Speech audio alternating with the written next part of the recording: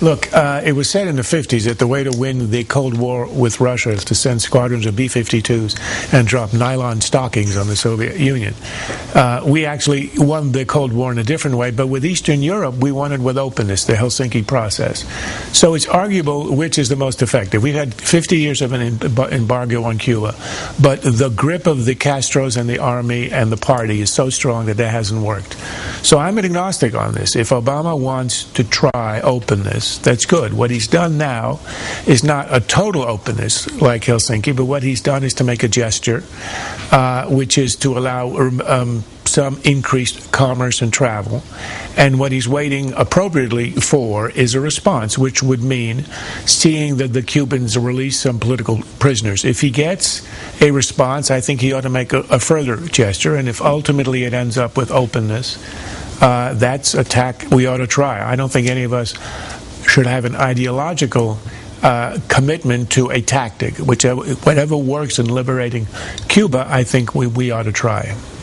Charles talks about nylons. I've always talked about college students on spring break and unleashing them on Cuba. I think would have a far more damaging effect on that regime than the 50 years of what we've had, this kind of policy. I mean, the only reason that we haven't opened relations with Cuba so far more is that, and it's amazing how many politicians will say this off the record, is our electoral system. It's because of Florida. It's the importance of Florida and the importance of the Cuban-American vote in Florida. Well, there are some human rights concerns and political prisoners. Sure, but that doesn't mean you don't start the process. And again, you don't just open it, as Charles says. I mean, I think Obama is actually hit it exactly right, which is we say, okay, well, he fulfilled his campaign promise. He's allowing family travel back and forth, a very limited contact.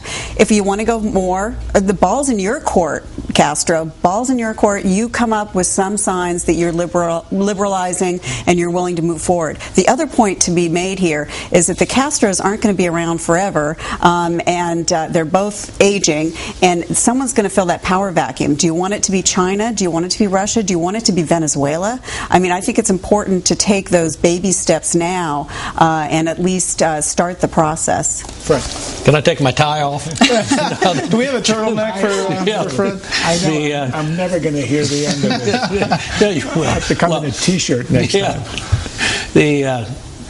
Look, China's not going to be a big factor in Cuba.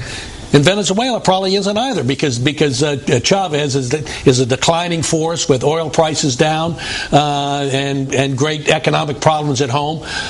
He's not going to help Castro much. The interesting thing is how eager Raul Castro is to develop new relations with the United States without doing anything.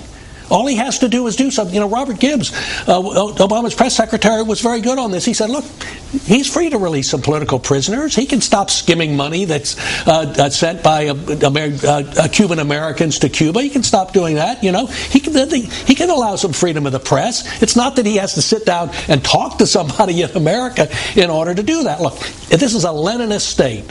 And what the Cubans want is to open relations with the United States and get some economic benefits from that without changing anything, without changing that kind of state. And remember who the political prisoners are. These aren't people these are not bomb throwers. These are not terrorists. They're people like librarians and writers.